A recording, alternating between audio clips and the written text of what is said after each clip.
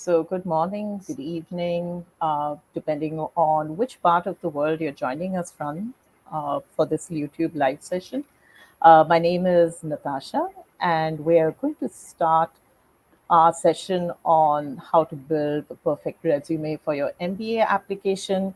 It would be great if, while we're starting, so whether you're joining us from YouTube, from LinkedIn, from Facebook, it would be great if you could let us know which part of the world you're joining us from. And yeah, let's see some diversity here. And okay, so let me now talk about what we're going to cover in today's session. So today's session is really about unlocking your resume's potential to really boost your pitch for business school.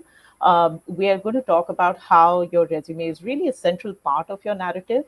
So let's introduce today's speakers. Gunjan, if you could move the slides forward.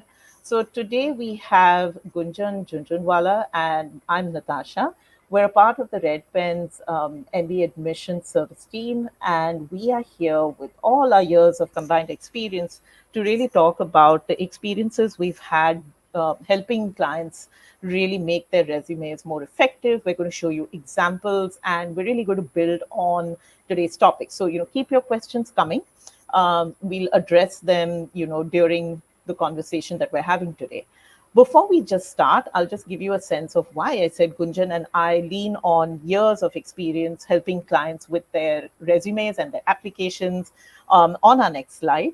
So, as a part of the Red Pen, we are a company with 14 plus years in education counseling. We cover a gamut of services from early advising right up to postgraduate and MBA admissions, and everything in between. And over the last 14 years, we've helped thousands of applicants with applications with successful admits to top universities.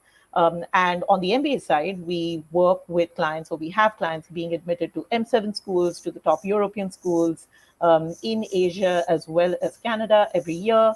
And we're a member of international bodies such as the AGAC, which is relevant for the MBA applicants. So we hold ourselves to an extremely high standard of ethical conduct. And it also means we have a lot of connect and conversations with admissions officers to really understand what they're looking for in your MBA application. So with that, let's come to the next slide, which is really what this session is all about. In today's session, Gunjan and I are really going to talk about the importance or how to build an MBA resume. And to set the context for that conversation, I'm going to talk about first why an MBA resume is a document that needs to be front and center of your MBA application, and why it is within your power to really think about how you want to position your candidature using your MBA resume and then building on that with other parts of your application. The MBA resume is really the first document that an admissions officer will look at. It's a concise, succinct encapsulation of everything that you've done professionally, but it also gives them a sense of how, through various bullet points, it gives them a sense of how you've impacted communities, how you act on passion projects, what is important to you. But it's the most skimmable document, which is first on the radar for any admissions officer. It provides context for all the experiences that you're going to talk about on your application. So whether it's something that's referenced in a letter of recommendation, which your recommender will provide, or whether it's part of an essay which talks about certain professional experiences that have been really central to why you think about a goal in a particular way, your resume is really the document that tells them everything that they need to know. It's also something that really allows them to judge you on par with any other applicant. In the first glance, they're able to understand the scale of the work that you've done, the years of experience that you've put in, and also the kind of depth and complexity of work that you've been a part of. It's an extremely accessible and skimmable timeline or chronology of everything that you've really done. I think the one guiding principle that you need to keep in mind is on the resume, what you have said is really going to give admissions officers an idea of how your past performance is going to be linked to what you want to do, your future, your vision, and how it is going to set you up for success. So I think it's with that, I'm going to just pass this on to Gunjan, who's going to take us through a few examples. Thank you so much, Natasha. So, guys, I'm super excited. Let's get started, and let's start with the intention that you get like maximum value out of the time that you've taken out for this session. So, here in this slide, we've put across like a before version and an after version of a resume. We've changed the name for privacy reasons. But if you see, while we encourage creativity, but definitely resume is not the place to get creative. So please refrain from using colors or highlighting using bold font, and keep it very very like keep it in a manner which is very easy to skim through without drawing attention to one particular section. So that's definitely one of the top tips I recommend all my clients to do. The second thing, if you see here, is the chronologies. I get a lot of questions saying that what should be the chronology? Should we put the education first, or should we put the professional experience after that? So here is our take. Okay, like generally, if you're applying for a regular MBA program with around 3 to 5 years of experience, I would recommend put the professional experience before education. The reason being, a lot of times, what happens is this resume goes straight to the career services team while it is being simultaneously assessed by the AdCom. So having professional experience and then your education and then additional information is an order which I recommend my clients to follow. So, in the next few slides, what I have done is, we've broken this particular sections into different subparts so that you could, we could delve deeper into each section and see what are the best practices in each of these sections. Uh, Gunjan, before we move forward, I'm just going to mention the one exception to the order that we've mentioned is if you're a deferred applicant, where yes, the largest or the most important part of your resume is going to be the academic experiences you have at this point in time and the leadership experiences you would have as a part of that. For anyone else, once you've graduated and you have a full-time job, your professional experience is really going to be up top unless the school provides you with an alternative instruction, such as MIT Sloan, where they give you a specific order to follow. order to follow, Otherwise, right? yeah, by default, you're going to follow this order.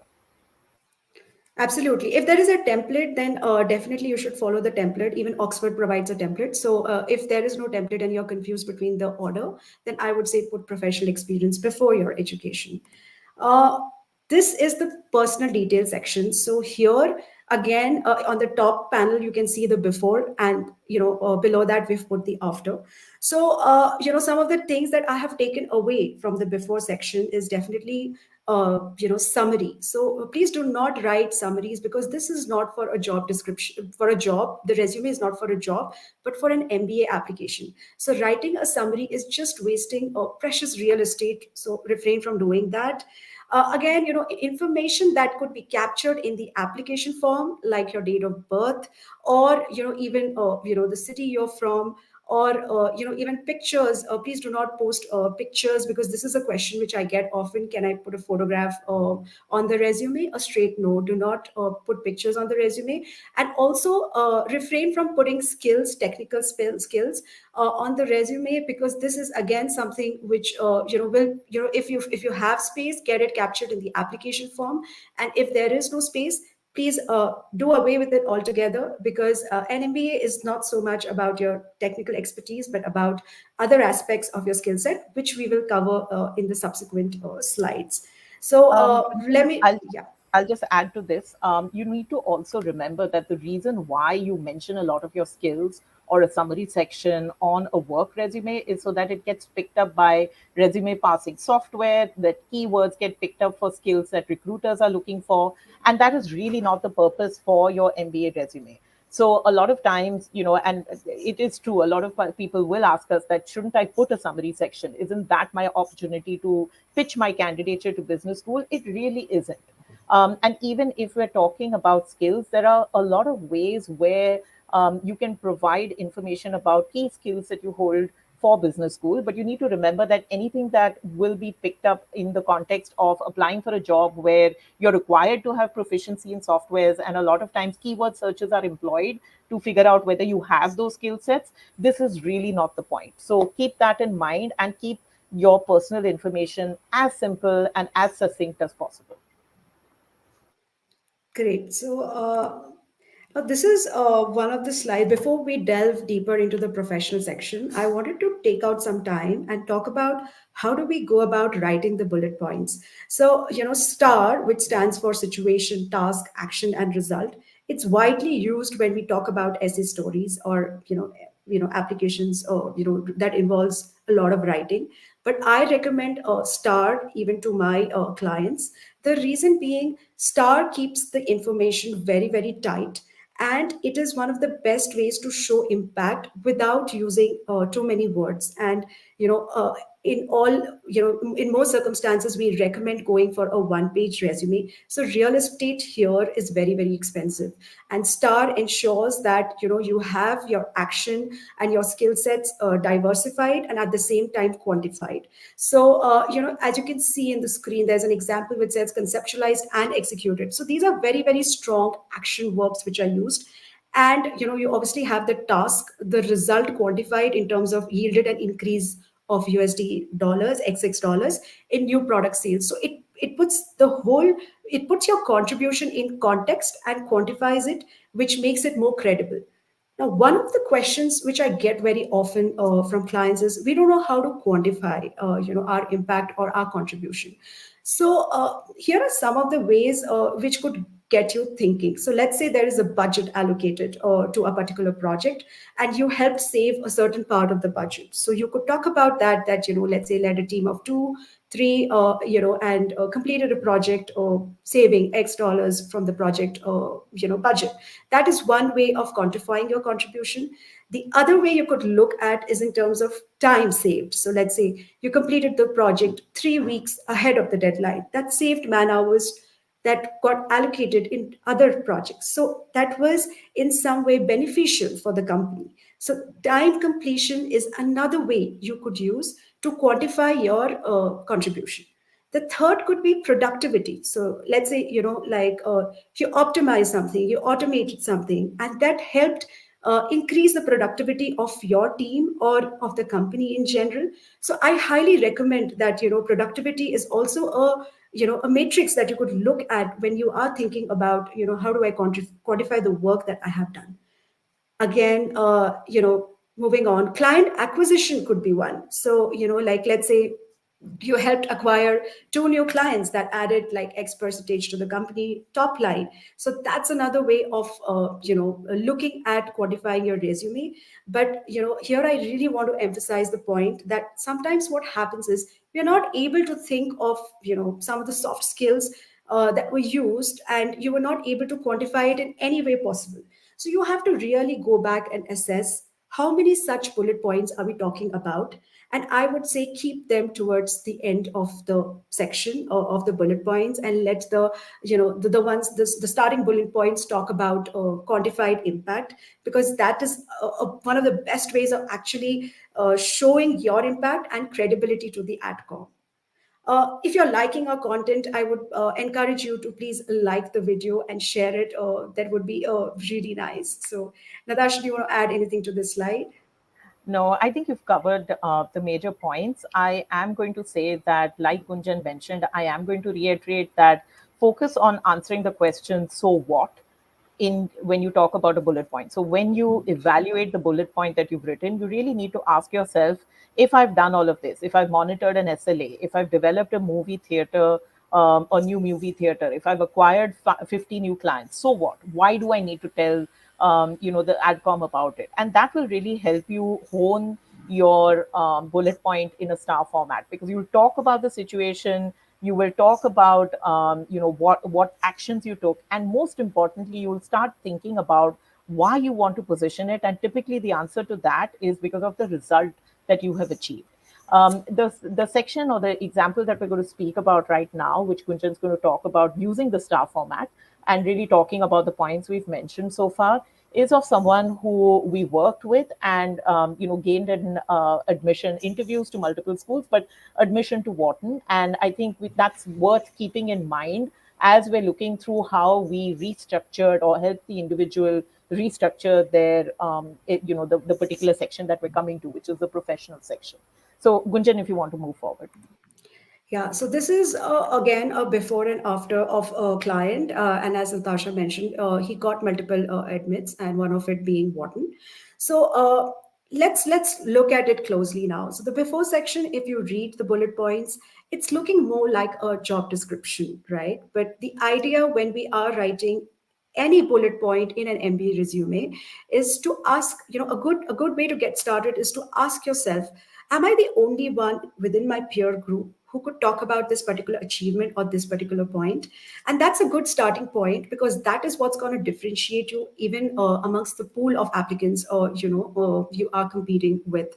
So keep that in mind, and let's look at it closely now. If you see the action verbs that we have used, we've started with very strong action verbs like led, developed and designed, collaborated, optimized. So these are strong action verbs. The reason why we use action verbs is because it helps the mind quickly bucket that particular verb against a skill set. So the moment we say led, we're talking about something to do with leadership. When we say developed and designed, we're talking about some of your creative skills or your analytical, using analytical skills, how you developed a particular thing. Collaboration, one of the top skills which every B school is looking for.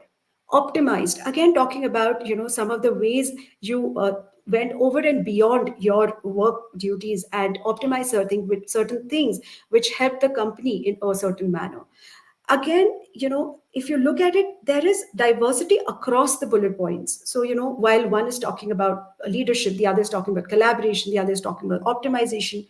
So it's very important that not all bullet points start with one action verb, because then what we are doing is we're just talking about, let's say, leadership, or we're just talking about collaboration. So see that this diversity of skill set is coming across across the different bullet points.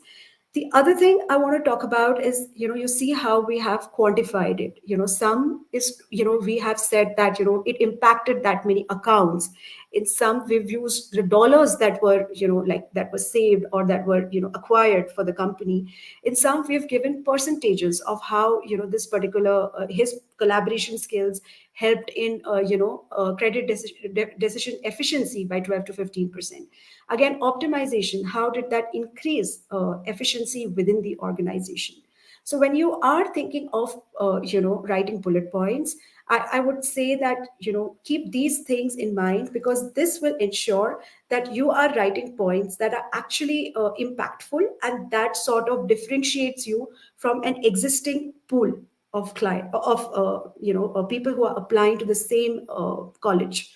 So keep these in mind. And we could also look at one of the questions which I get is, okay, let's say it was not an out of turn promotion, but it was a natural promotion. So do not skip job titles is something which I recommend my clients, because adcom wants to see the career trajectory. What is your career trajectory? And by skipping like job titles, sometimes you are giving them that impression that you've been in one role for over 2 years, 3 years, 4 years, which is not a good idea. Show them the career progression.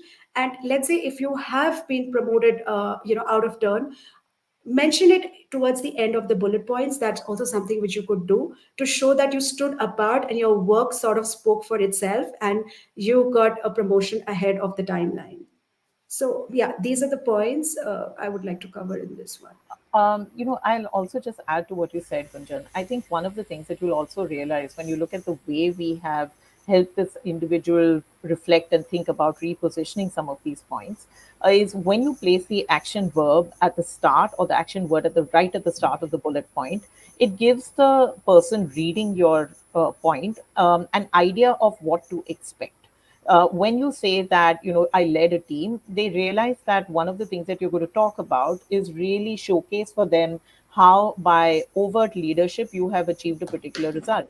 It also gives them a sense, if you look at the four bullet points together, this is an individual who came across as someone who has their ear to the ground, understands the business levers and how to best utilize them, is able to work collaboratively with teams. Again, a very, very important point, because you are going to be working in learning teams if you're at Wharton. So, it's important to understand that you're putting together a narrative where each individual bullet point needs to create a bigger picture of who you are. someone who thinks strategically, understands business sensitivities, is able to contribute towards them, and work well with peers and cross-functional teams. So those are also elements of the story that are getting built when someone looks at your experience across multiple bullet points. This is again, one of the applicants who got through a lot of top 10 programs. And Yes, so I'll here, just add to that. This was someone who had entrepreneurial experience and was interviewed at multiple places, but was selected for a J term at CBS, and also was part of family business programs in other schools as well. So I just want to give that context because that will be important, Gunjan, to the points you're making. yeah.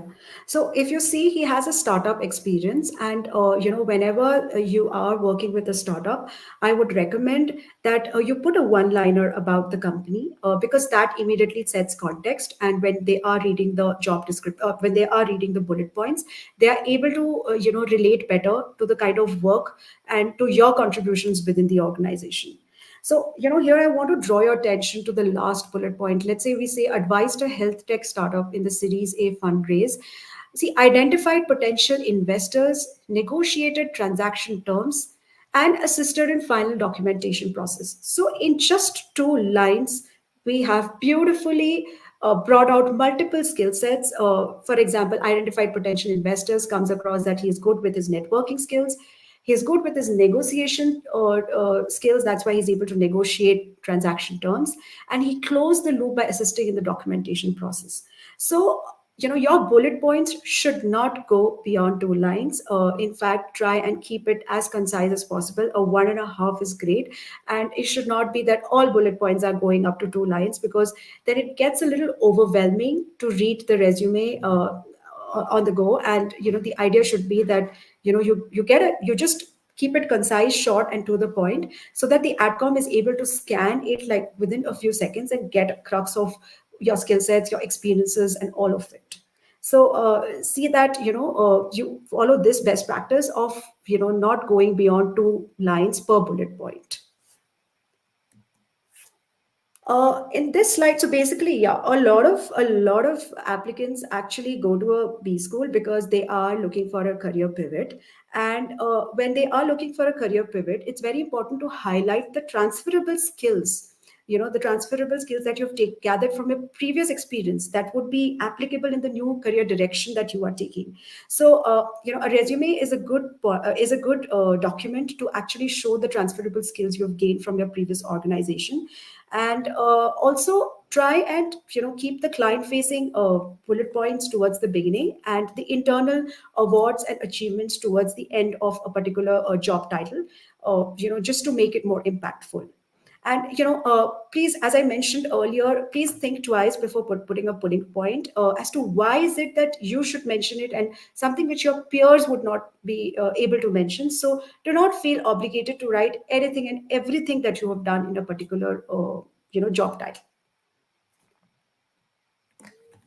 So this is again, you can take a screen grab of it. These are some of the action words you could use while talking about your skill set. For example, leadership. You could use words like directed, spearheaded, and communication. Again, you can select one of these action verbs. And as Natasha mentioned, always start with very very strong action verbs, and be mindful of the star method whenever you're writing any bullet point. And I'll come to the education and the other sections. And do not forget to do not go do away with the star method as soon as your professional experience is done. Keep that intact and follow it across different sections as much as possible.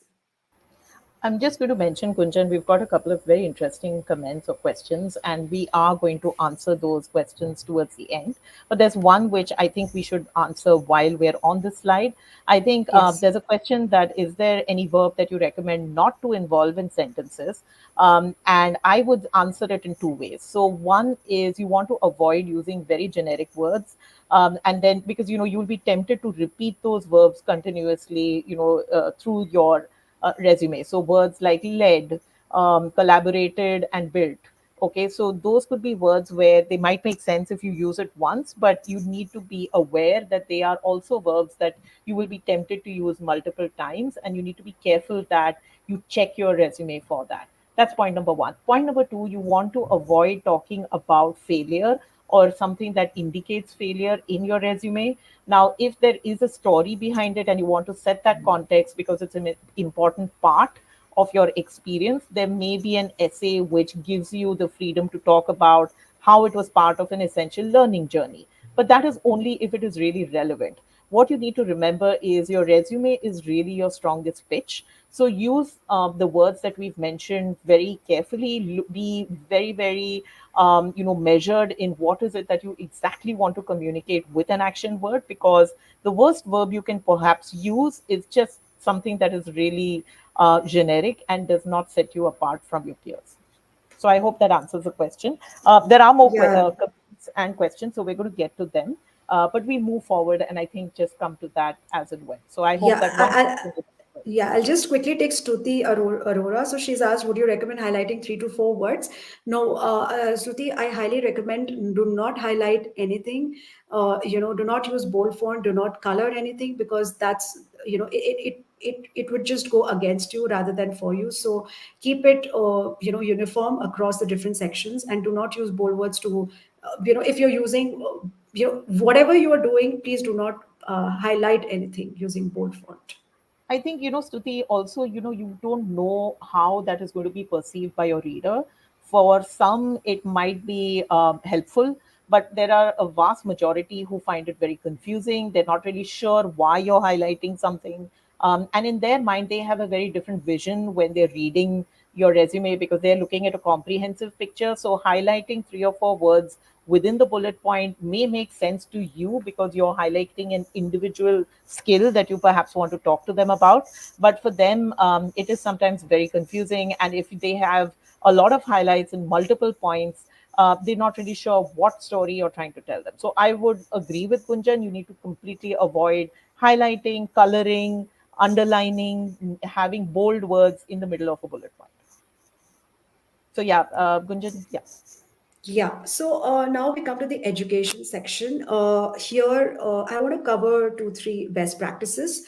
The first being CGPA. So, if you have a good CGPA, please go ahead and I highlight it. So, in the slide, if you see, he had a good CGPA, but somehow he did not mention that in the before section. So, mentioning an 8.8 on 10 is a good idea. And since his rank was also class rank was very good, it was 3. So again, we went ahead and highlight. I mean, this highlighting what we have used here is just for presentation purposes. Please, we've not done it on the final resume. This is just to emphasize on this particular section. So I'm sorry if this is confusing you, but the idea is just to keep that focus while we are talking. Okay, so Yes, we do a follow our rank. own advice.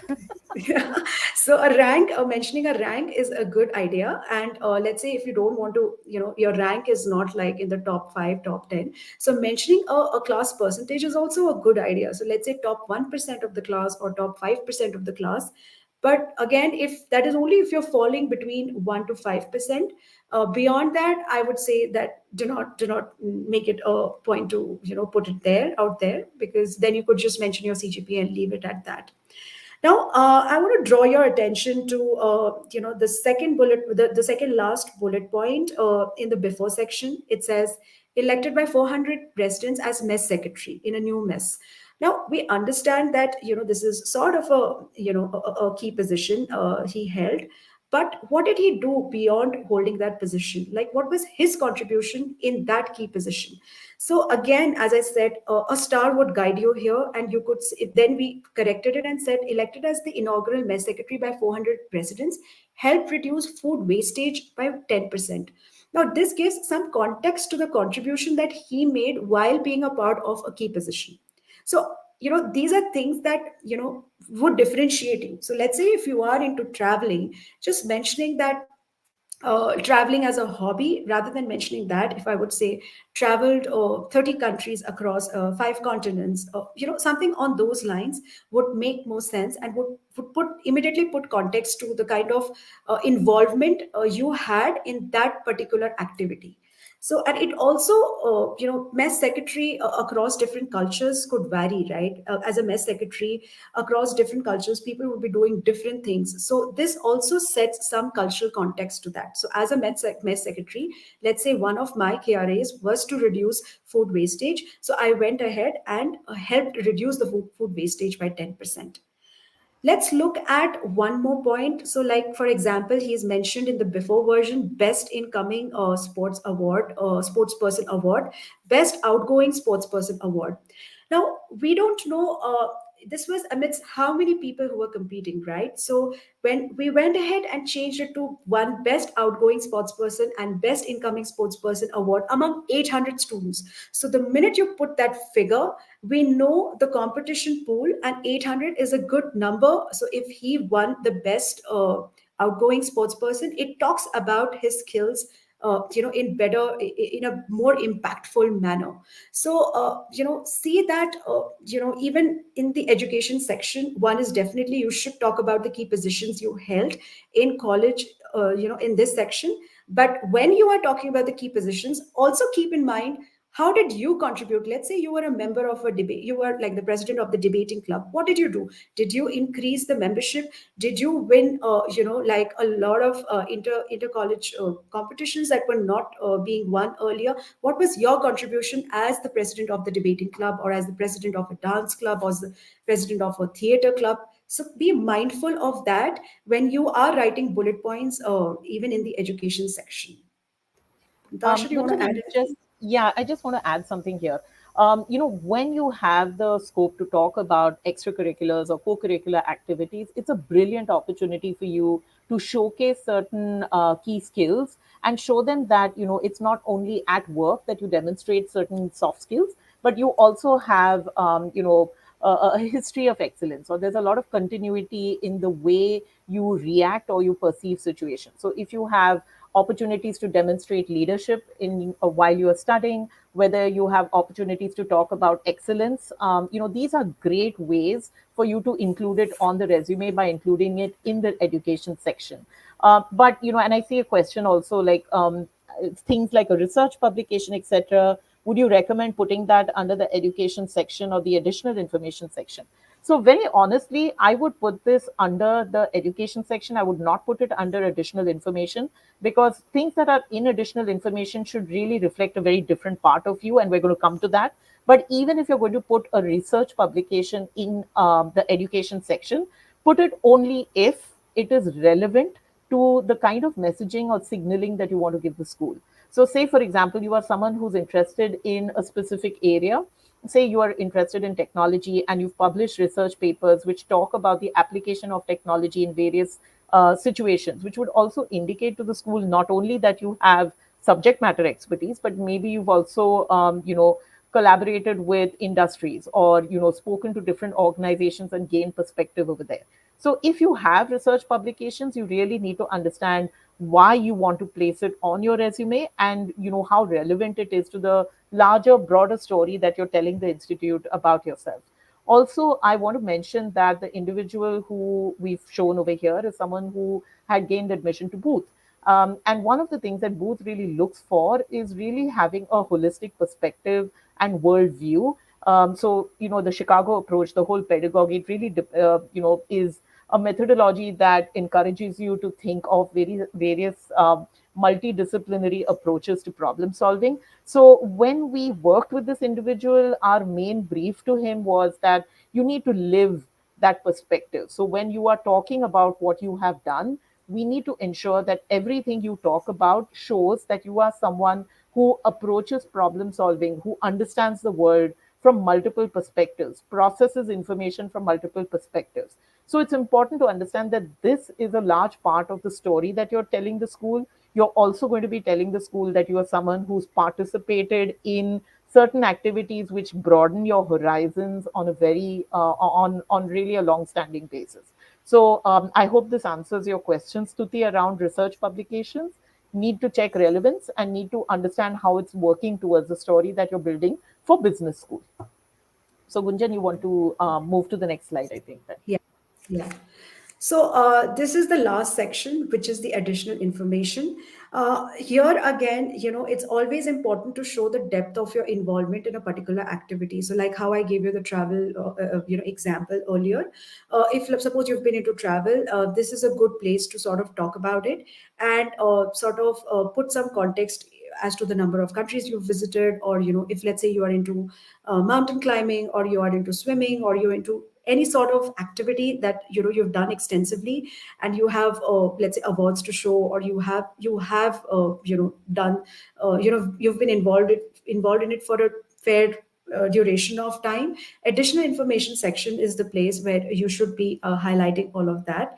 Now, having said that, like if you look the example on the before section, the first bullet point, volunteer at Prayas, ensured all-round development of underprivileged school students. So while I get some sense of, okay, he's done some volunteering activity, I don't know about the depth of his involvement in those 3 4 years that he's mentioned. What is exactly, what was his time commitment? So again, we went ahead and changed it and said 6 hours a week. So now I know, okay, exactly was his time involvement.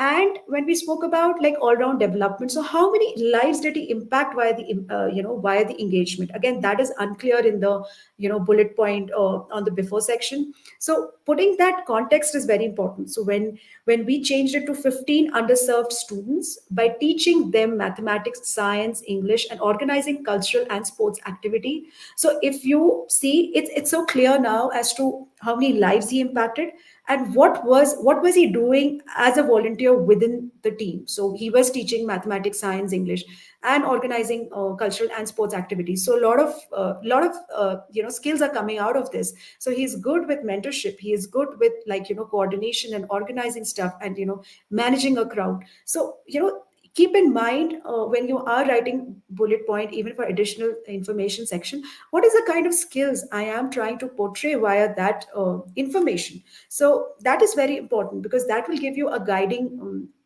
sort of a guiding thing to get started. Okay, it's not just the activity itself doesn't matter, as long as I'm not able to show some transferable skills that would show the admission officers that, okay, by being a part of this particular activity, these are the skills that I have honed over time. So again, always a good idea to mention the years of engagement. So if you see here, we've put 2012 to 16, and we've put it in reverse chronological order, the most recent being on the top bullet point, and then you're going in reverse chronological order. So I think I would like to mention that when you are writing a resume, put yourself in the other person's shoes and see what he or what is the adcom looking for, and then get started. Your some of the tools that would guide you would obviously be numbers, the star method, and being very mindful of the real estate that you have, and using it very very judiciously. Natasha, I'm you going to, please go ahead. yeah, I'm going to just add to your points because there are a couple of questions which I think I'd also want to cover. So Yeah. before I do that, it's important to also remember that the word underprivileged tends to be very overused. I would be more specific, which is exactly what we did when we helped this client reflect on these bullet points. So when you're talking of individuals who may be from certain strata of society where you want to indicate that it was it is an initiative or a cause that you want to be involved in, I would prefer that you think about what is the nature of their being underprivileged that is relevant to the point that you're mentioning. It is a smaller point, and it is very easy to overlook, but I think in the interest of just being correct and succinct, it is worth doing that. So instead of saying underprivileged, we've turned that over to say underserved, because these were students who were underserved by a particular educational institution or process. Other ways of showing it could be to say socioeconomically disadvantaged if you were contributing towards funding or something like that. So that's a small point, but it's my pet peeve, so I'm going to mention that. There's a question around how much into our history can we go when we list things under additional information. Now, as a guideline, I would say not older than maybe 5 years. But there is a reason why over here we still indicated to the client that he should talk about his involvement with a sport. This was primarily because this was something that he was involved in, at a competitive level, at a global level, even as a high school student. And later on, when he moved to college, he still continued to represent the college and he still continued to excel in the sport. So it was a continuity that we wanted to bring in. So while my rule of thumb is not older than 5 years, if there is something where you've participated on the global stage, where you've been a part of a winning team in, in just like the premier event in a particular sport, in this case, it's sport, but in any event, then that is worth mentioning, because if there is continuity, you want to ensure that you're not missing out on telling the ADCOM that you were part of such a momentous achievement, that this momentous achievement is part of your profile. The second question is, if the sports mention and achievements should rather go in the extracurriculars or honors or awards section. Um, Debatable, because in this case, this was something that this particular client had done before he entered school, entered college or the undergraduate institution. And it was important for us to indicate that he had a purpose which was larger than merely only classroom education and community involvement, but also that there was a personal passion and a history that went beyond, mere participation in school events. There was a history, and that is why we indicated that we would indicate this outside of work and outside of educational achievements and participation, as well as in education. Now, does it work for everyone? I would say a good way to think about it is to talk about what is the story that you really want to tell the school. And though we're not discussing essays, one of the key parts of this individual's essays also focused on the role of sports in teaching them the value of, competition and sportsmanship, and what it means to be a part of, to kind of be in a situation where you learn to manage stress and you learn to deal with situations from a very early age. So, in the sense of building a cohesive application, this was a key part of that story. And I think it's also an important reminder for all of us that whenever we talk about a particular event or we talk about a particular document in the application, we should not be always looking at it in isolation, but it needs to really speak to other parts of the application that we're really putting together. So I that is our, that is the way we approach it. So I think, always consider those factors when you think about where you want to place something on your resume, and it's a great discussion to have. So I appreciate the question. So, Gunjan, do you want to move forward? Yes. So, these are some of the soft skills which, any and every program is looking at. So maybe you could take a screen grab of this and, ponder over which are the skills that you think stands out for you and how do you want to go about highlighting it. And as, as very rightly said, resume cannot be looked as a standalone document.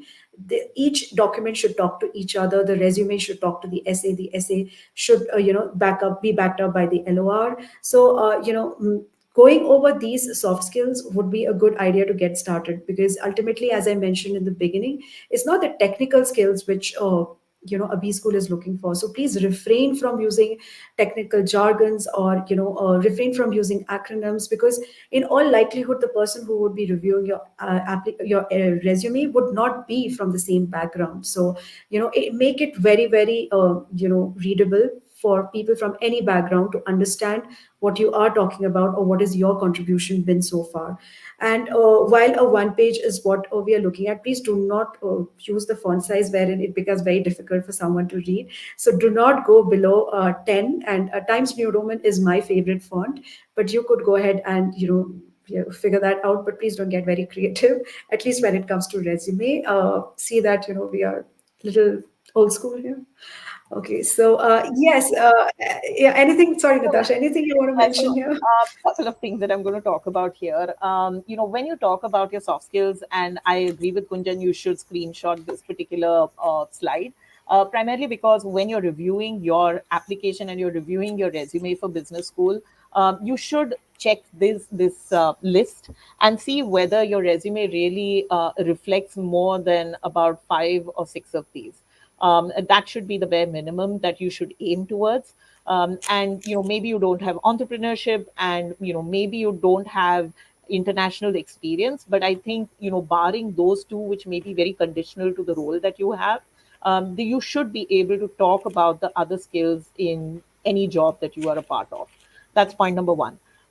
Point number two, I think it's also important to remember that when we talk about font sizes and fonts, one of the clarifications that I'd want to give is always remember that use standard fonts so that in case you are submitting a version of your resume that could be, read in a different, on a different system or a different program, you don't want it to be in a font or a format that could then not be picked up in the spirit in which it's intended or the formatting that it's intended by a different system. So, for this reason, if there is no specific information, then please always use a PDF. Number one. Number two, stick to standardized fonts, which would be Times New Roman, Arial, Aptos, but stay away from any font that may be very, very system specific. That would always be my advice. And you need to kind of know how your audience might interpret this. So that's something that I think would be my feedback or my advice to anyone applying to business school. If you are moving to a PDF and you've been using Word to build the resume and go through various iterations, ensure that you have accepted all changes if you were working in track changes, and ensure that you check the formatting on your PDF before submitting. There can be instances where you've not you're kind of in a rush because you need to submit before a deadline, and these are small things that can kind of fall by the wayside. So I would say that always check your formatting and check if you have attached hyperlinks in the document, whether your hyperlinks have been captured, whether they're going to the right address, if there are broken links. These are smaller elements, but it can really spoil the impact that you seek to create. So spend some time building your resume, checking it in different formats, and really seeing that it works on a different system. Yeah, Gunjan. Yeah, absolutely. I think we are done here, and this is so. I just want to take a minute, and like we have a profile evaluation. That's a complimentary call. You can scan this code. Just open your phone's camera and scan this code, and you could block your slot with us and have a chat around your resume or around your profile. It's a half an hour complimentary slot. So please go ahead and use this opportunity in case you have any profile specific questions. And now we are open for Q&A, so please shoot your questions if you have anything, or if there are doubts or anything, just anything that you want us to Around your take up. resume. Yeah, yeah, While we're waiting for people to type in, I think one of the things that Gunjan you mentioned and we couldn't really touch on in too much detail is, the whole cultural element, like things which make sense to you at this on this side of the globe may not make sense to an admissions officer sitting in another country. And very simple examples of that is, when you say mess, it might be interpreted as an actual mess rather than talking about a cafeteria or a dormitory or an eating hall or a dining hall. So you may want to be careful about that. And we've even had instances where someone has said, I was exposed to this project or this skill for the first time. And while that makes sense, because what we are thinking of is someone who's gained experience on a particular project or skill for the first time, we've actually had certain admissions officers come back and say, what, that's not how we read it, we take it more literally. So I'm just going to put that out there, because when you're building your resume, you need to take a third person or a third party perspective, and always be aware that certain things that make sense to you culturally in terms of usage of words or language may not make sense to someone who's learning English in a very different context. So, yeah, that's what I wanted to say. We have a question.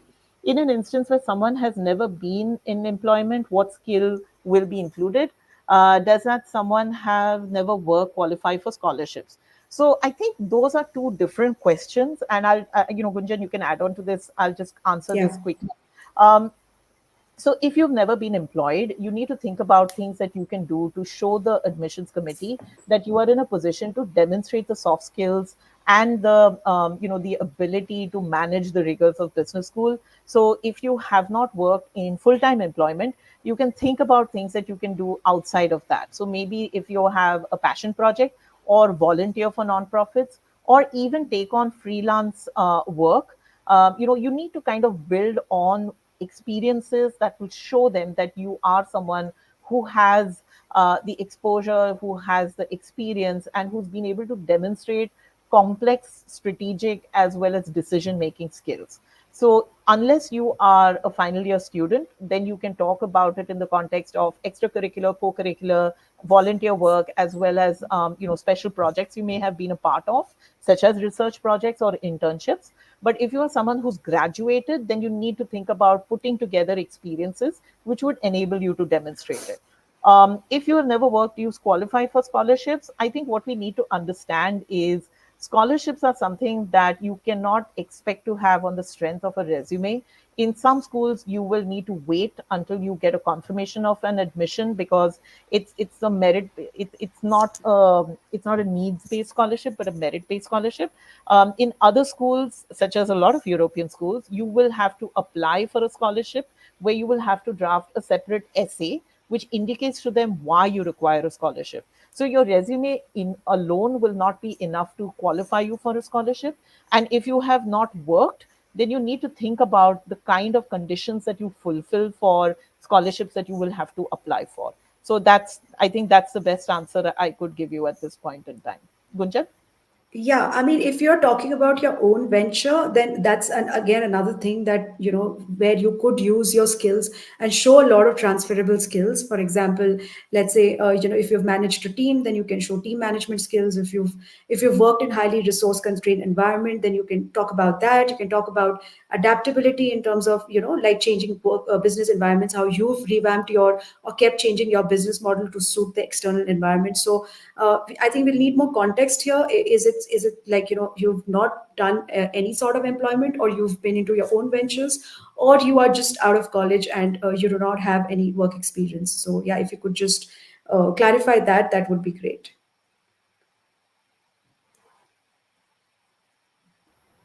Cool. And I think in case you're not comfortable doing that, you can always scan the QR Yes. code and reach out to us, because I think that's something that I'd want to put there. If you have a question that you're not really sure if you'd want to ask us on this call or on this forum, please, if you want more personalized answers, you can just scan the QR code, and just accordingly reach out to us. And great, I think I got a follow up to that. So you've just Yeah, I recently just left relocated. Yeah. university. So I would say that in your case, Kidfold, what you need to do is look at gaining a job and really building on that, because maybe you want to address a gap that you've had between graduation and taking your first job. If it's more than about 2 months, then maybe that's something that you want to address in an optional essay at a later point. But at this point, I think what will be important for you is to really look for and gain a job and build on that and build your profile in that job, so that by the time you apply to business school, you have like about at least a minimum of a year's experience. And even then, I would suggest that you evaluate the programs that you really want to apply to. Having experience is really going to be valuable if you're considering applying to a highly competitive global program. So that would be Yeah. my advice. But like I said, I, if you want something more personal, reach out to us.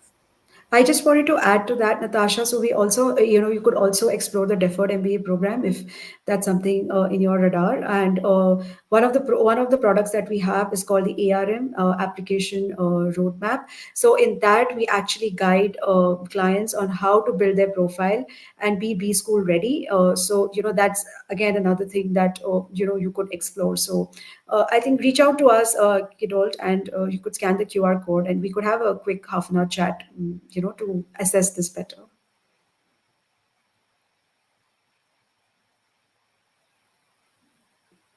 So Natasha, I you're on think, mute. yeah, so I Yeah. think we answered these questions. If you have more questions, you can always reach out to us. If you're watching a recording of this at a later point, you can still reach out to us. And I think we have answered all the questions we have in this. If you want a free consultation, as you can see on the screen, just reach out to us and you can do that. If you want to gain an understanding of the process of building your resume, of building your application, or even to get a resume template, I think just reach out to us and have a chat with us so we can help you. And please, like, you get a message on the screen, please like this particular video. It really helps us to understand if we should create more content in this vein for you. So yeah, I think for wherever you're joining us from, We're glad you really participated in this conversation. And yeah, I think all the best if you're applying to business school this year. And if not, Uh, please work on your profile and reach out to us. yeah. Yeah.